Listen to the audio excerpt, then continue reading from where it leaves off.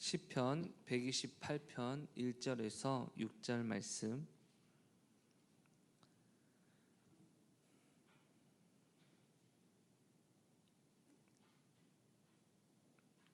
시편 128편 1절에서 6절 말씀 합독하시겠습니다. 여호와를 경외하며 그의 길을 걷는 자마다 복이 있도다. 내가 내 손이 수고한 대로 먹을 것이라. 내가 복되고 형통하리로다. 내 집 안방에 있는 내 아내는 결실한 포도나무 같으며 내 식탁에 둘러앉은 자식들은 어린 감람나무 같으리로다. 여호와를 경외하는 자는 이같이 복을 얻으리로다. 여호와께서 시온에서 내게 복을 주실지어다. 너는 평생에 예루살렘의 번영을 보며 내 자식의 자식을 볼지어다. 이스라엘에게 평강이 있을지로다. 아멘. 할렐루야. 우리 옆 사람에게 인사하겠습니다. 잘 되고 있습니다. 기도하면 됩니다. 예, 여러분 오늘은 어린이 주일입니다, 여러분. 그래서 제가 말씀을 준비하다가 원래는 리딩 지어스의 본문으로 주일 예배가 이루어지게 되는데 석양 예배 때 리딩 지어스 욥기 내용으로 마무리 짓고요. 어린이 주일에 맞게 어떤 설교를 해야 될까 했는데 여러분 혹시 주일을 돌아보세요. 여러분 어린이가 혹시 있나요? 예, 없잖아요, 그렇죠? 생각해 보니까 어린이 주일에 어린이 설교는 주일학교에서 하게 되니까 우리는 어린이에 대한 이야기보다는 이 어린이를 잘 양육하고 믿음의 가정을 이룰 수 있는 메시지가 더 좋겠다라고 생각해서 여러분 1절에서 6절의 말씀으로 말씀을 나누려고 합니다. 그런데 일부 예배 때 1절과 2절을 하다가 설교가 끝나버렸어요, 여러분. 그래서 서로 이제 진도를 맞춰야 하기 때문에 오늘 1절과 2절의 말씀을 마음에 새기시고 다음 주에 3절에서 6절의 말씀까지 함께 나누게 되기를 소원합니다. 여러분 건강하시길 주의 이름으로 축원합니다. 여러분 누가 그러더라고요. 목사님은 약간 영어 이름이 아니라 이 스타벅스 가면 여러분 닉네임이라는 걸 설정하잖아요. 근데 저는 아직도 닉네임이 없습니다. 그래서 닉네임을 이렇게 설정해 볼까 했더니 누군가 목사님 크리스탈 어떠냐고 묻는 겁니다. 여러분 크리스탈 강. 그래서 크리스탈? 무슨 의미 했더니 아니 목사님 은근 유리몸이세요라고 하는 겁니다, 여러분. 그래서 크리스탈 이상하지 않았더니 뒤에 킹을 붙이자는 겁니다. 크리스탈 킹. 크리스탈 중에 제일 튼튼한 거다. 그래서 확 이러고 말하는데 여러분 제가 지금 족저 근막염에 걸려가지고 너무 고생입니다, 여러분. 이게 발꿈치 안쪽에 그 막이 염증이 벌어진 건데요. 이게 좀만 서 있어도 여러분 아픕니다. 그래서 푹신푹신한 쿠션 있는 신발과 또 그냥 푹신하면 안 된대요. 아치형을 잘 맞출 수 있는. 그래서 여러분 제가 운동화를 새로 사서 이제 오늘도 신고 왔는데 아니 목사님이 점잖지 못하게 무슨 주일날 운동화를 신고 있냐 좀 그러지 말아주시고 당분간은 여러분 좀 이해해 주시면 감사하겠습니다. 그래서 지금 슬리퍼도 여러분 여기 뭐 이렇게 깔창 있잖아요, 그렇죠? 예, 그런 것도 하나 붙여가지고 지금 노력을 하는데 일부 예배 때 그냥 설교를 하니까 또 발이 아파가지고 지금 이렇게 하게 됩니다. 근데요 참 신기한 게 족저 근막염 전용 슬리퍼가 있더라고요. 그래서 그걸 한번 사서 신어봤더니 와 여러분 진짜 신기합니다. 그걸 신은 동안은 하나도 안 아픕니다. 그래서 2개 더 사가지고 여러분 이제 신으려고 해서 2층에서도 신고 사무실에서 신고 준비했는데 여러분 이상하게 생긴 슬리퍼가 있으면 이거 목사님 거구나 라고 저한테 양보해 주셔야지 쎄삥하고 여러분이 신으면 여러분 저는 또 다리를 떨뚝거리며 갈 수밖에 없다는 사실을 말씀을 드리겠습니다. 여러분 우리가 그런 이야기를 많이 할 겁니다. 예수 믿고 복 받으세요. 여러분 만약 우리 베스트가 그래요? 그럼 무슨 복을 받아요? 라고 물어본다면 여러분 어떻게 대답하시겠습니까? 또는 그럼 어떻게 그 복을 받습니까? 라고 질문한다면 어떻게 말을 하시겠어요?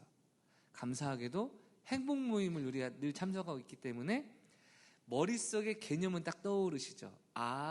하나님을 떠난 우리가 모든 행복을 빼앗겼는데 하나님께 돌아가면 하나님이 모든 영육간의 축복을 부어주십니다.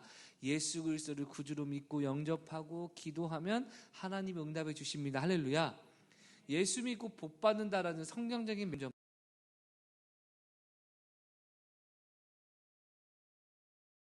사역에 참여하고 계시는 여러분의 축복된 삶인 줄 믿습니다.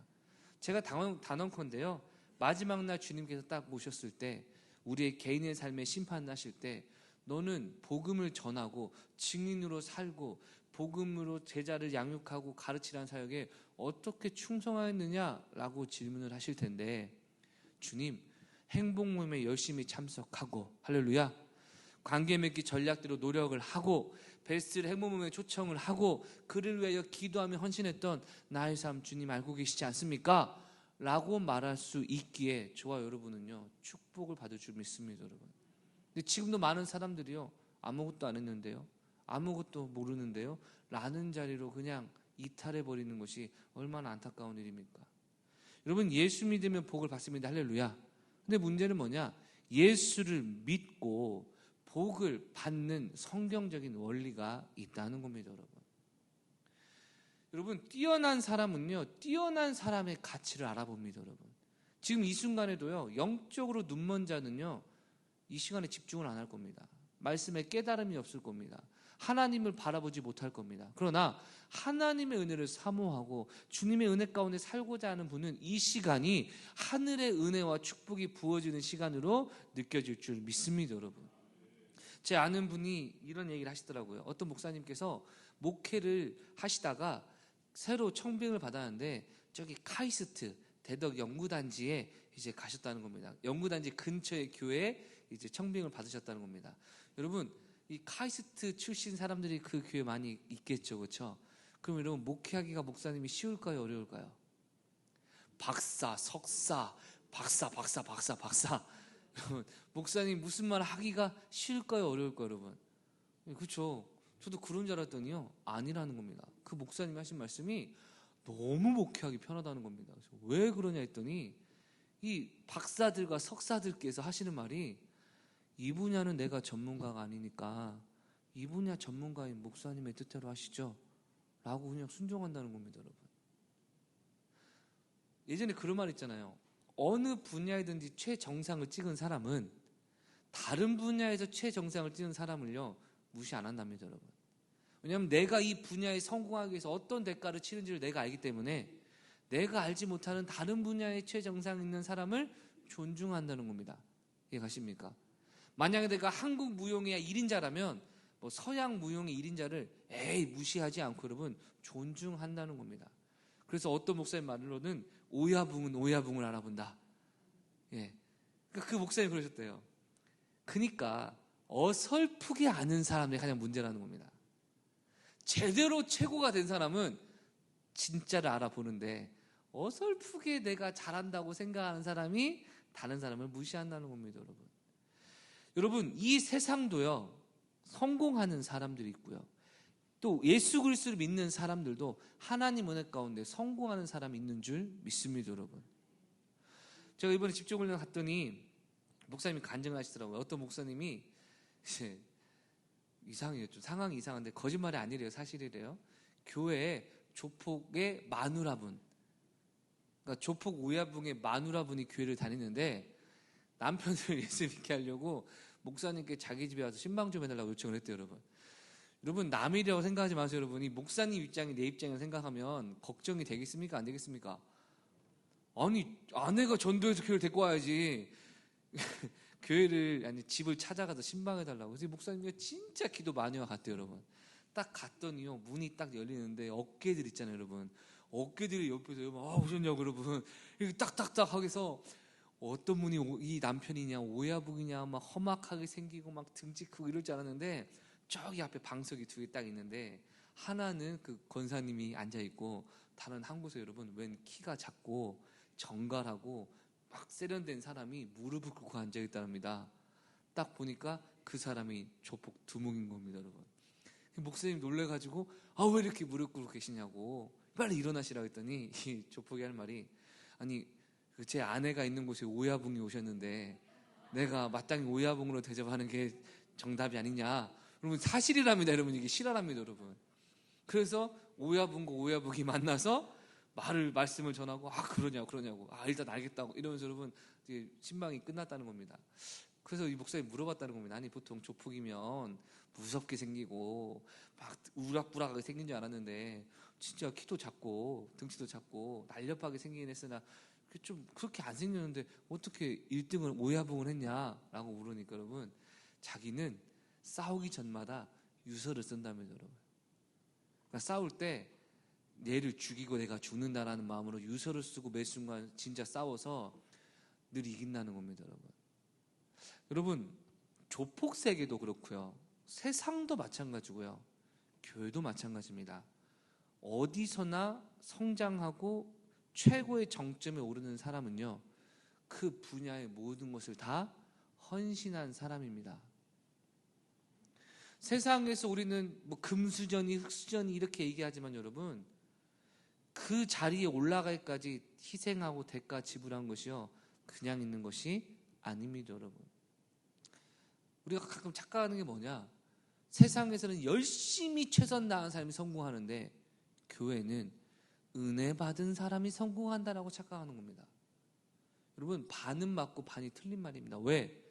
은혜 받아야 성공하는 게 맞는데 그 은혜가 어떻게 전개되냐면 하나님의 은혜를 받아서, 할렐루야, 가치관이 변화되어 주님 앞에 최선 다해 충성하는 삶을 살 수 있는 은혜를 받고 순종하여 대가를 지불한 결과 은혜를 누리는 삶이기에, 그냥 나는 아무것도 안 하고 기도만 하고 은혜 받으면 회복되는 삶이 아니라 은혜 받고 충성하고 헌신하고 나아가는 삶이 성경에서 말하는 승리의 삶인 줄 믿습니다, 여러분. 오늘날 교회에서 여러분, 하나님이 주시는 축복을 많은 사람이 머리로 믿는데 실제 삶으로 믿지 않는 이유 중 하나가 무엇이냐? 아니, 나도 나름 신앙생활 열심히 해봤는데 안 되더라, 이겁니다. 나도 나름 최선 다했는데 성경에서 약속하신 축복이 없다, 이겁니다, 여러분. 그런데 여러분, 시각을 좀만 세상을 돌려보면요, 세상에서도 성공하는 사람이 많습니까, 적습니까? 그 적은 사람들 보면 다 성공할 만한 인생의 대가를 지불하고 살아갑니다. 여러분, 예수님도요, 주님의 제자로서 부르실 때 어떻게 말씀하셨습니까? 너의 목숨과 생명을 걸고 날마다 자기를 부인하고 자기 십자가를 지며 헌신하는 자가 주님의 제자 될 수 있다 말씀하셨습니다, 여러분. 너희가 나를 따르려면 먼저 계산을 하고 따라봐라. 어떤 왕이 외국이 전쟁으로 침입할 때 내가 이 사람을 이길 수 있을지 없을지 계산하고 싸우지 않겠냐? 건축을 할 때 내가 이 건물을 1층까지 2층까지 올릴 수 있겠느냐라고 계산하고 따르지 않겠냐? 계산하지 않고 했다가 건물이 중간에 중단되면 지나가는 사람들이 다 고개 흔들며 비판할 거다. 이와 같이 너희도 나를 따르려면 대가를 제대로 계산하고 따를 자가 따르라라고 말씀하신 것 기억하시죠? 여러분, 우리는요, 신앙생활에 전심전력해야 될 줄 믿습니다. 이 말은 무엇이냐? 좀 더 열심히 하세요, 좀 더 잘하세요 라고 말씀을 드리는 목적이 아니라 정말 하나님의 말씀대로 우리가 순종을 할 때 하나님은 저와 여러분을 위한 행복을 풍성히 예비해 두셨다는 것입니다, 여러분. 정말 내가 믿냐 믿지 않느냐에 따라서가 아니라 그분은 이미 나를 위한 축복의 삶을 예비하셨는데 우리가 이것을 누리지 못하면 안 된다는 것입니다, 여러분. 오늘 본문은요, 순례자들이 성전에 올라가며 드리는 찬양이었습니다. 여러분, 오늘날로 말하면 교회에 은혜 받으러 가는 사람이 교회 예배당에 들어서면서 부르는 찬양일 겁니다. 어떤 찬양일까요? 하나님을 향한 기대가 있지 않겠습니까? 내가 하나님을 가까이 하니까 하나님 나에게 복을 주시옵소서 라는 소망을 가진 찬양이 아니겠습니까? 그렇습니다. 오늘 본문은요, 1절과 2절은 얘기합니다. 하나님을 경외하고 그의 길을 걷는 자마다 복이 있다. 할렐루야. 내가 내 손이 수고한 대로 먹을 것이다. 내가 복되고 형통하리로다. 아멘. 여러분, 전제가 이겁니다. 복이 있도다. 할렐루야. 복되고 형통하리로다. 할렐루야. 여러분, 이런 지금부터 하는 말은 오해 없으시기 바랍니다. 내가 신앙생활 하는데 복을 못 받고 있다, 내가 신앙생활 하는데 형통함이 없다, 여러분 지금 뭔가 잘못하고 있는 겁니다. 왜냐? 하나님은 좋으신 아버지시기에 우리에게 복 주시는 분이시기 때문입니다, 여러분. 이건 우리를 정죄하기 위함이 아니요, 우리에게 더 큰 축복이 예비되어 있다는 겁니다, 여러분. 우리가 죄악 때문에 지금 고통을 받고 심판 가운데 있을 수도 있고요, 아니면 우리가 이번 한 주 동안 리딩 시즌을 통해서 배웠던 욥처럼 아무런 잘못이 없음에도 불구하고 하나님이 더욱더 그를 중보자로 세우시기 위해, 더욱더 큰 복을 주시기 위해 전에는 귀로 주님을 듣기만 했던 욥에게 이제 직접 나타나셔서 하나님의 살아계심을 보여주고자 하는 더 큰 축복을 주시기 위함이든 고난과 어려움이 찾아오기나 하지만 중요한 건 언제나 하나님 은혜 가운데 있는 사람은 결론이 형통이라는 겁니다, 여러분. 저는 부끄럽지만 또 감사하게도 제 지난 인생을 뒤돌아볼 때요, 순간순간은 억울한 것도 있고요, 순간순간은 속상한 것도 있고, 순간순간은 돌아가고 싶다라는 순간도 있지만, 그럼에도 불구하고 인생을 딱 보면 여러분, 언제나 제가 살았던 그 이상의 은혜와 축복을 하나님이 주셨다는 것을 인정할 수밖에 없습니다, 여러분. 내 인생에 정말 어려운 순간이 있었다면 그건 어떻게 된 겁니까? 저의 실력과 삶은 더 큰 어려움을 받아도 마땅했으나 하나님의 그 일로 그 정도로 끝나고 넘어간 것이 감사한 것이죠, 여러분. 이것은요, 자기 신념이나 아니면 긍정주의적인 마인드를 세팅하는 게 아니라 전능하신 하나님의 말씀에 근거하여 주님 안에 거하는 자 언제나 복이 있고 형통하다라는 하나님의 약속인 줄 믿습니다, 여러분. 그래서 우리는 잘 되고 복 받아야 되는데, 잘 보시면 복 받는 자의 조건이 있고 형통한 자의 조건이 있는 겁니다, 여러분. 먼저 1절 말씀 읽어볼까요? 여호와를 경외하며 그의 길을 걷는 자마다 복이 있도다. 아멘. 두 가지를 얘기한 첫 번째, 여호와를 경외하는 자. 두 번째는요, 그의 길을 걷는 자. 여러분, 여호와를 경외한다는 것 우리 많이 알고 있는 개념일 겁니다. 가장 경외의 중요한 개념 중 하나는 여러분, 따라하겠습니다. 두려움, 무서움. 여러분, 두려움과 무서움이 기본 전제입니다. 두려움이 없고 무서움이 없다면 경외가 아닙니다. 그런데 두렵고 무서움이기만 하면요, 우리는 그 대상을 좋아할까요? 싫어할까요? 싫어할 겁니다. 가까이 하지 않을 겁니다. 그러나 두렵고 무서운 존재이나 그를 사랑한다면 우리는 그를 존중하고 그를 기뻐할 수 있습니다, 여러분. 하나님이 원하시는 경외를 쉽게 얘기하면 이러한 개념입니다. 무섭고 두렵지만 나에게 좋으신 분, 나를 사랑하시는 분, 혼날 때는 무섭지만 그래도 언제나 나를 사랑해서 내가 늘 사랑할 수밖에 없는 분, 바로 이게 두려움이고 무서움과 동시에 사랑이 있는 경외라는 개념입니다, 여러분. 가정의 달을 맞이하시는 여러분, 부모들아, 자녀를 노엽게 하지 말고 자녀들아, 부모에게 순종하라. 여러분, 부모가 자녀에게 하나님의 경외가 무엇인지 알려주시는 삶을 살아가야 됩니다. 오늘날 제가 교육 가운데, 저는 교육학자가 아니지만 성경에 근거해 볼 때 참 안타까운 건 자녀들이 하나님을 경외하는 개념을 자기 부모들로부터 배운 적이 없다는 겁니다. 무서워하는 엄마 아빠, 두려워하는 엄마 아빠, 이 시대의 가치관은요, 잘못이라고 얘기하지만 여러분, 무서움과 두려움이 사랑과 함께 어우러질 때 자녀들이 부모를 존경합니다, 여러분. 저는 가끔 영상을 보는데요, 어떤 영상 보냐, 이 개는 훌륭하다. 저는 반려견을 안 키웁니다.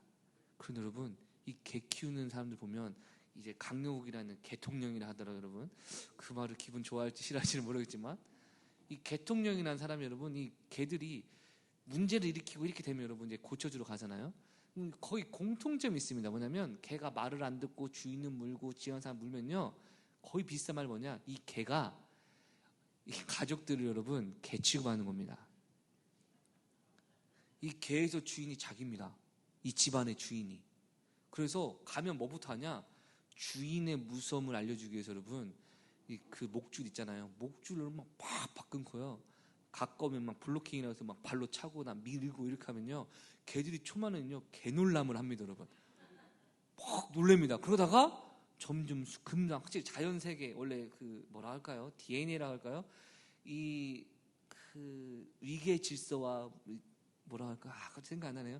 야생의 이 피가 흘러서 그런지 몰라도 딱 질서와 권위가 있으면 금세 애들이 변하는 겁니다, 여러분. 여러분, 강아지도요, 주인 무서운 줄 알아야 사랑하고 꼬리 흔들고 그러더라고요, 여러분. 여러분, 부모님이 자녀를 친구 같은 부모님이 되어버리면 이 자녀는 평생 하나님을 두려워하거나 하나님을 무서워하며 사랑하는 것을 배우지 못할 겁니다. 저도 자녀들에게 정말 잘해주려고 노력하지만 때때로는요, 무섭기도 합니다.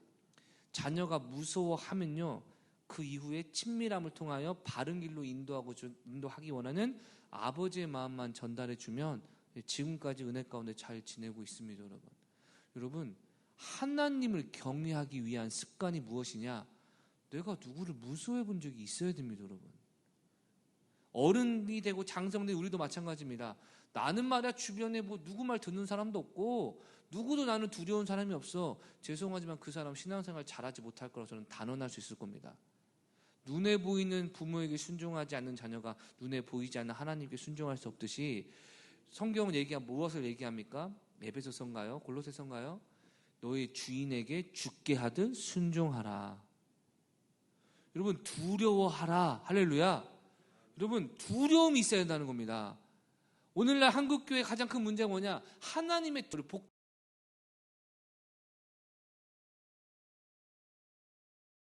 주시는 하나님. 여러분, 하나님 은혜와 복 주시는 좋으신 아버지시지만 죄는 죄라고 얘기하고 악은 악이라고 말할 수 있는 두려우신 하나님이십니다, 여러분. 만약에 제가 제 아들과 여러분 산책을 하는데요, 웬 깡패 같은 한 초등학생이 제 아들을 때리려고 합니다, 여러분. 그럴 때 제가 어떻게 해야 이 아들이 여러분 안전합니까? 너 폭력 쓰지 마. 가만 안 둬. 무섭고 두려운 몸 있어야지. 그래, 우리 아들 때리려고? 때리면 안 되는데. 어머, 때렸네? 아이고, 앞으로 그러지 마. 또 때렸네? 너 그러다가 죽는다, 어떡할래? 이렇게만 한다면 여러분, 이 좋은 마음 아빠로 보이십니까? 악을 자녀에게 오지 못하게 막아서고 격리시킬 수 있는 두려움과 무서움 있는 아버지가 진짜 아버지 아닙니까, 여러분? 하나님은 죄로부터 우리를 멀게 하시려고 징계도 하시고 연단도 하십니다, 여러분. 징계가 없으면 사생활한 말의 말씀이 이런 뉘앙스에서 연결되는 것이겠죠. 여러분, 다시 한 번 말씀드립니다. 하나님을 경외하는 삶을 살아가시길 주의 이름으로 축원합니다. 하나님은 무서운 분이십니다. 하나님은 두려운 분이십니다. 그러나 나는 그분을 사랑하고 그분도 나를 사랑함을 알기에 나는 오늘도 주님을 가까이 하지만 죄를 미워하고 불순종을 미워하고 타협을 멀리하고 인본주의적인 생각을 주장하지 않는 것은 그분을 두려워하기 때문입니다. 여러분, 이것이 하나님을 경외하는 삶이요, 하나님이 복을 주시는 삶인 줄 믿습니다, 여러분. 두 번째로 하나님 복 주시는 삶이 뭐냐면 여러분, 경외할 뿐만 아니라 그의 길을 걷는 자라고 이야기하고 있습니다, 여러분. 경외라는 개념은 감정적인 요소가 크죠. 지식적인 이해의 부분이 큽니다. 즉, 무서운 사람이다, 멀리 해야겠다. 무섭다, 조심스럽다. 이런 감정과 지식의 영역이 큰데 여러분, 의지적인 영역까지 하나님을 경외하는 것이 무엇이냐? 하나님의 길을 걷는다는 겁니다, 여러분. 길을 걷는다는 것의 원어를 보니까 여러분, 단순히 어떤 길을 걷는다는 게 아니라 삶의 방식이나 행동의 방식을 이야기하는데, 다시 말해 우리 모두가 각자의 인생의 길을 걷는다는 건 나의 방식과 나의 스타일과 나의 경험으로 인생을 경영해 나간다는 의미가 되는 것이겠죠, 여러분. 여러분도 여러분의 스타일이 있으시죠? 저도 제 스타일이 있습니다, 여러분. 그러나 이 모든 스타일은 하나님의 말씀의 방법과 하나님의 말씀의 방식에 맞춰지고 때때로는 버려져야 될 것들입니다, 여러분. 이런 얘기하면 좀 어떻게 될지 모르시겠지만 여러분, 저는요 개인적으로 사람을 만나면 에너지가 공급되는 사람이 아니라 에너지가 빠지는 사람입니다, 여러분. 그러니까 제가 어떻게 복사가 되는지 여러분 지금 생각하면 하나님 은혜임과 동시에 아직도 좀 애매한 게 있는데 여러분, 제가요 사람을 별로 안 좋아합니다. 너 뭐 할래? 그러면 사람 많은 데서 놀래. 이것보다 한적한 곳에서 경치 좋은 곳에서 나는 혼자 좀 누워있고 자고 싶고 이런 스타일입니다, 여러분. 그래서 저도 여행지를 하면 여러분 막 사람 많아 북적북적한 것보다 사람이 없는 곳. 제가 예전에 서울에 있을 때요 5월 5일 어린이날에 그래도 여러분 지방 사람의 로망이 있잖아요. 어린이날에 어디 한번 가보고 싶습니까? 어린이 대공원 가고 싶잖아요. 어린이 대공원 가보자. 휴일에 여러분 제가 갔는데요. 지하철을 내리는 순간부터 뭔가 잘못됐다고 느꼈습니다. 사람이 여러분 지하철이 가득한 겁니다. 나가면 괜찮겠지. 나가면 괜찮겠지. 어린이 대공원 앞에 갔더니 여러분 정말 그 넓은 길이 덩어리들이 움직이는 겁니다. 저는 살면서 그렇게 제한된 공간에 사람이 그렇게 많은 걸 인생에 처음이자 마지막으로 봤습니다. 그날 몇만 명, 몇십만 명이 왔다 가던데 여러분 그 어린이 공원 그렇게 안 큽니다.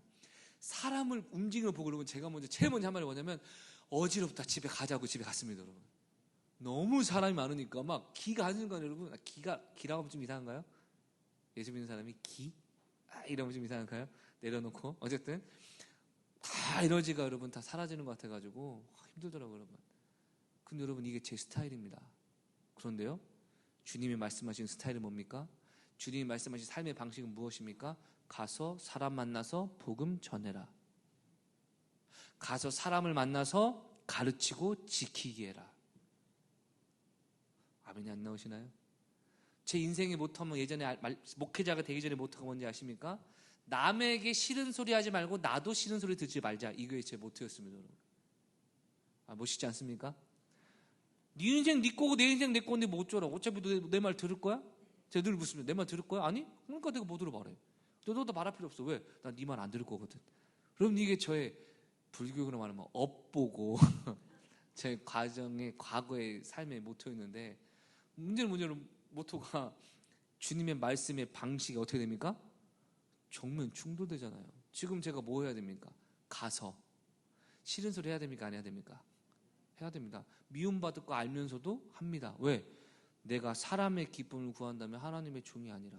그러니까 여러분 저에 대한 평가를 한번 직관으로 들으시면 목사님이 이상한 소리 쓸데없는 소리로 사람 열받게가 아니라 말은 맞는데 그래도 그런 말 하는 거 아니지? 보통 이런 말을 많이 듣지 않습니까? 말은 맞는데 그래도 그러면 안 되지 이런 게 많지. 여러분 무엇입니까? 할 말은 해야 된다는 부담감을 가지고 있는 거. 절대 제 스타일 아닌데 왜 이 스타일을 주장하는 게 아니라 내려놓고 하나님의 말씀의 방식으로 따라야 되는 것이 신앙입니다. 여러분. 그래서 남의 말 잘 안 듣는 사람 신앙생활 잘합니까? 자기 생각 강한 사람이 신앙생활 잘합니까?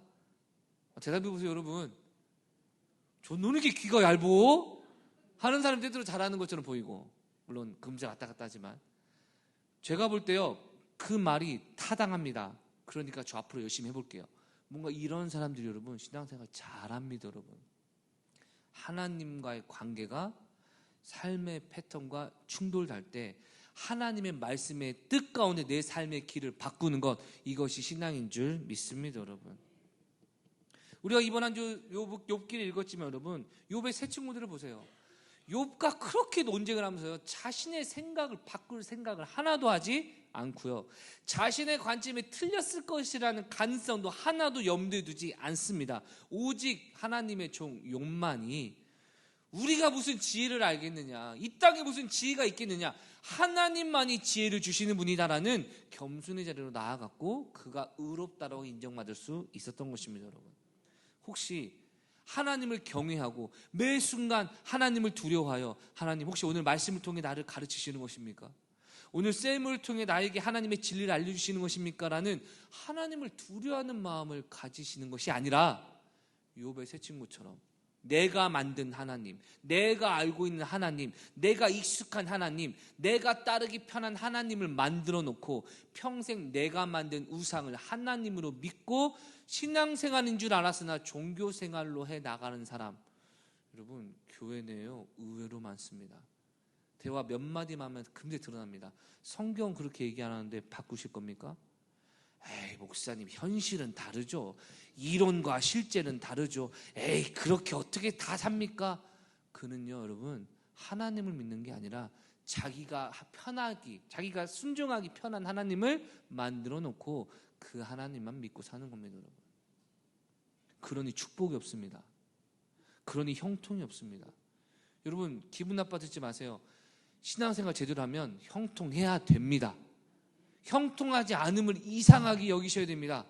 뭔가 내가 안 풀린다, 뭐가 안 풀린다. 우리는 자꾸 나한테 원인을 두고 상황에 원인을 두지만요, 그리스도인들은 하나님과의 관계가 잘못됐기 때문이라는 겁니다, 여러분. 그렇다면 우리가 어떻게 은혜를 회복할 수 있느냐? 하나님을 두려워하고 경외하며 그분을 사랑하며 그분이 말씀하신 길을 걸어가야 한다는 겁니다, 여러분.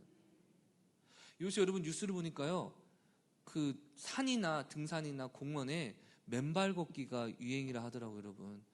근데 제발 좀 하지 말라고 하더라고요, 여러분. 왜냐하면 맨발로 걸으면 그 땅을 사람들이 다 짓밟고 가기 때문에 생태계가 망가진답니다, 여러분. 그러니까 내 건강 하나 챙기려고 맨발로 걷다가 거기 있는 등산로나 뭐 아니면 갯벌이나 이런 데를 여러분 싹 다 죽여버린다는 겁니다. 그래서 실제로 연구를 해봤더니 갯벌도 많이 맨발 걷기 한대요. 안전하니까. 맨발 걷기 여러분 1시간 하고 지나가면요, 그 안에 개의 개체세가 두 배로 줄어든답니다. 절반으로. 맨발 걷기 집에서 하세요, 여러분. 네. 근데 맨발 걷기만 이렇게 한다는 겁니다. 왜 그럴까요? 아무리 국가에서 하지 마세요 하더라도 내가 건강하니까, 내가 볼 때 이게 뭐가 문제냐, 여러분, 이런 것으로 문제가 발생한다 하더라고요, 여러분. 내가 볼 때 아무리 문제가 없어도, 심지어 작은 유익이 있다 하더라도 하나님의 말씀에 아니라고 하면 여러분 안 할 줄 아는 순종, 어디서 오는지 아십니까? 하나님을 두려워하면서 오는 겁니다, 여러분. 내 방식 버리십시오. 어떤 분은 얘기합니다. 목사님, 저는요 셀 모임이요, 원래 남과 얘기하는 거 불편한 스타일이라. 여러분, 예수 믿는 사람은 모이기를 피하는 습관을 쫓지 말고 힘써 모이기로 하며 순종하고 복음 전하고 은혜를 나누라, 하나님 말씀의 가르침이죠, 여러분. 그 방식을 걸으셔야 됩니다. 그래서 은혜 받는 사람들 얘기 잘 들어보세요. 제가 생각할 때요, 제가 느끼기에요, 아니 저는 이렇게 인정하고요, 제가 어렸을 때는요 이런 말 많이 나오는 사람 치고 은혜 받는 사람 본 적 있습니까? 오히려 상처받고 시험 들고 뭔가 못하는 사람들이 이런 얘기 많이 하지 않습니까? 여러분, 은혜 받는 사람은요, 참 하나님 감사하고요, 하나님의 은혜고요, 내가 예전에 못했는데 지금 하는 것 자체가 참 감사하다, 할렐루야. 여러분, 개성은요 신앙이 성장할수록 줄어듭니다. 근데 개성이 커져간다는 건 신앙이 후퇴하고 있다는 증거입니다. 교회가 은혜 가운데 하나 되면요 각각의 성품이 드러나지 않습니다. 그러나 교회가 분열되기 시작하면요 각각의 기질이 전부 드러나게 됩니다. 모든 것은 나의 길을 쫓기 때문입니다, 여러분. 나의 길을 버리시고 하나님의 길을 쫓으시길 주의 이름으로 축원합니다.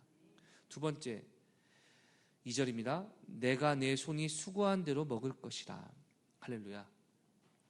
내가 수고한 대로 먹는다. 여러분, 이것이 하나님의 축복이라고 이야기하고 있습니다. 어떤 분이 은혜 한방주의를 갖고 있습니다. 은혜 한탕주의를 갖고 있습니다. 개판으로 살아도 은혜 받으면 된다는 겁니다. 저절로 해결된다는 겁니다. 여러분, 은사는 그럴 수 있습니다. 이번 한 달 동안 회복 캠프를 통해 방언받고 싶다라고 열심히 기도했던 사람이 은사 못 받을 수 있고요, 이번 주까지 술 마시고 담배 먹고 놀던 사람이 주일날에 억지로 수련에 끌려왔다가 하루 참석하고 방언받을 수 있는 것은 가능합니다.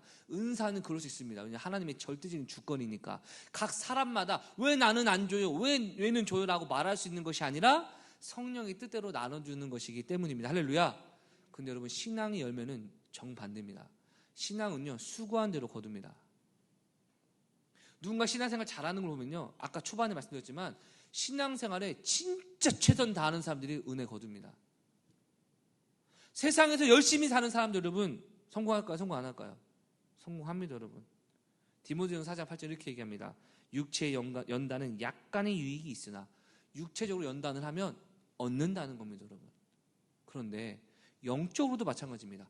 하나님 안에서도 최선 다해야 되고, 할렐루야. 대가도 지불해야 되고, 할렐루야. 시간도 투자해야 되고, 체력도 소모해야 되고, 감정도 소모해야 되고, 할렐루야. 여러분, 그래야 하나님께 풍성한 기쁨의 감정을 거두고, 풍성한 체력의 강건함도 거두고, 풍성한 물질도 경험하는데, 하나님께 드리는 건 인색해 한 사람 평생 복 못 받습니다. 왜냐하면 저주하는 게 아니라 수고한 대로 거두는 것이 하나님의 축복이기 때문입니다, 여러분. 사랑하는 성도 여러분, 교회에서 여러분 실력을 말하진 않지만 충성은 강조합니다, 여러분. 하나님이 복을 주시는 분이라 할지라도 내가 해야 될 일을 충성해야 될 줄 믿습니다, 여러분. 고린도전서 4장 2절입니다. 그리고 맡은 자들에게 구할 것은 충성이니라. 아멘. 계시록 2장 10절입니다. 너는 장차 받을 고난을 두려워하지 말라. 내가 죽도록 충성하라. 그리하면 내가 생명의 관을 내게 주리라. 아멘. 계속 무엇을 얘기합니까? 죽도록 충성. 할렐루야. 하나님 앞에 충성해야 됩니다. 디모데후서 2장 3절과 6절입니다. 너는 그리스도 예수의 좋은 병사로 나와 함께 고난을 받으라. 병사로 복무하는 자는 자기 생활에 얽매이는 자가 하나도 없나니 이는 병사로 모집한 자를 기쁘게 하려 함이라.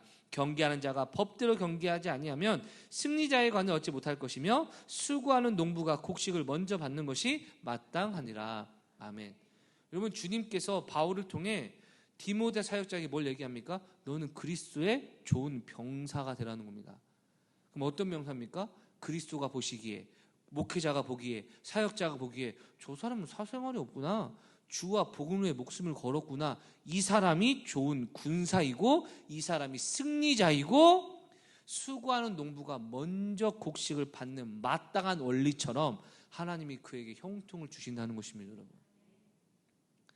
근데 많은 사람들이 우리에게 아니라고 믿고 싶습니다. 월화수목금 직장에서 충성하고 헌신하는 건 왜 해야 돼요? 돈 벌어야니까 당연히 해야지. 왜 사장님이나 팀장님한테 말 순종해야 돼요? 아니 당연히 질서니까 해야 되지, 아니면 잘리니까 라고 느끼면서 교회 와서는요 아무것도 하지 않으려 하고요, 질서 인정하지 않으려 하고요. 죄송합니다. 어떻게 영적인 것을 얻을 수 있습니까? 세상도 심은 대로 거두고 신앙도 심은 대로 거두는 법입니다, 여러분. 여러분, 모태신앙을 못된 신앙, 모태신앙 여러 가지 비난하지만 여러분, 모태신앙을 대변하는 입장으로서 그것도 맞지만 그 신앙의 경력을 절대 무시 못합니다, 여러분. 저도 생각해보면 뭘 모르고 희생한 게 있더라고요. 목사 아들로서 알고 희생했으면 더 상급이 많았을 것 같습니다. 그래, 내가 이렇게 어디 아빠랑 놀러 가지 못하고 가족끼리 여행 가지 못하는 것은 내가 하나님의 나라를 위해 헌신한 우리 가족을 위한 나의 희생이다, 이런 마음으로 제가 있으면 좋겠는데 더 아마 축복이 있었을 텐데 그때는 왜 안 가, 왜 못 가, 왜 나만 그래 라고 여러분 원망했던 건 사실입니다. 그런데요, 그것마저도 하나님이 주를 위해 헌신한 대가 지불로 갚아주시던데요. 주를 위해 충성하십시오.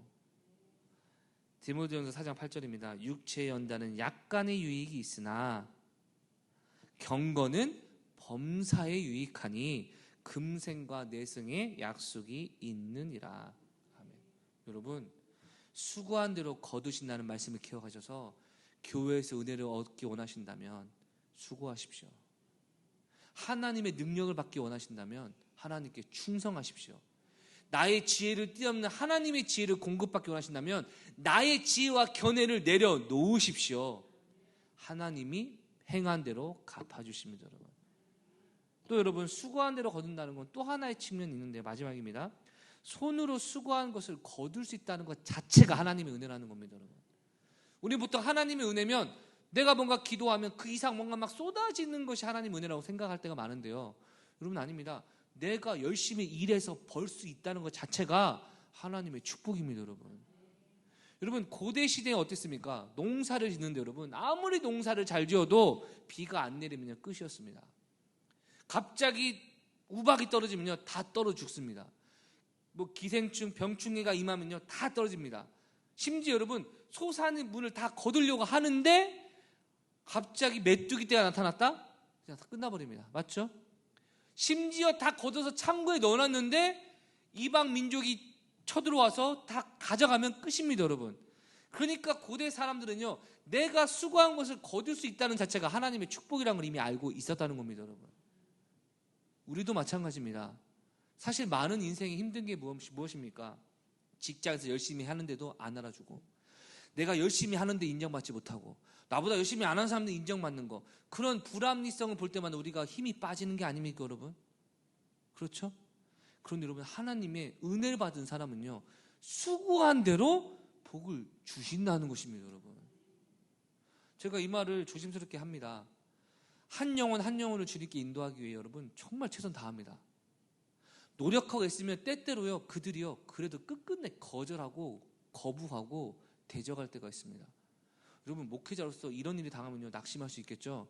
근데 여러분 저는 경험으로 절대 낙심 안 하기 원합니다. 그리고 안 합니다. 왜냐하면 놀랍게도요 A라는 사람을 제자 삼기 그렇게 노력하고 끝내 거부당해도 여러분 내가 그렇게 애쓰지 않는 B가 이 훈련을 시킨 자처럼 성장하여 제자로 성장하는 걸 너무 많이 경험했습니다.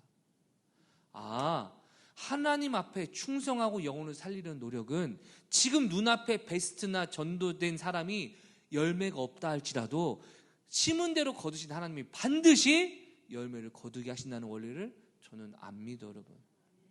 우리 행복범이 힘써야 될 일도 여기 있습니다.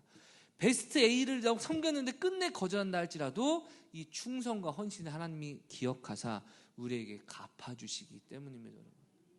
내가 지금 이 자리에 설 수 있는 것도 하나님의 은혜이고 내가 직장생활 열심히 일해서 월급을 받고 유지될 수 있는 것도 하나님의 은혜이고 내 삶에 여전히 하나님의 은혜가 흐르고 있다는 사실을 인정하시길 주의 이름으로 축원합니다. 말씀을 마무리하겠습니다. 누가 하나님의 축복과 형통함을 누릴 수 있습니까? 하나님을 경외하고 하나님의 길을 걷는 자가 은혜를 받는다고 말씀하셨습니다. 내가 걷는 길은 어디입니까? 내가 걸어가는 길은 어느 길입니까? 이 시간 찬양 한 곡으로 주님께 나아갈 텐데 여러분 정말 지금 내가 머리로 생각하는 것 마음으로 느끼는 것뿐만 아니라 내가 실제로 걷는 이 길이 세상이 말하는 세속의 길인지 아니면 하나님이 말씀하신 축복과 형통의 길인지 빨리 걷는 것 이전에 열심히 걷는 것 이전에 내가 가는 길의 방향을 하나님 말씀 앞에 돌아보기 원합니다.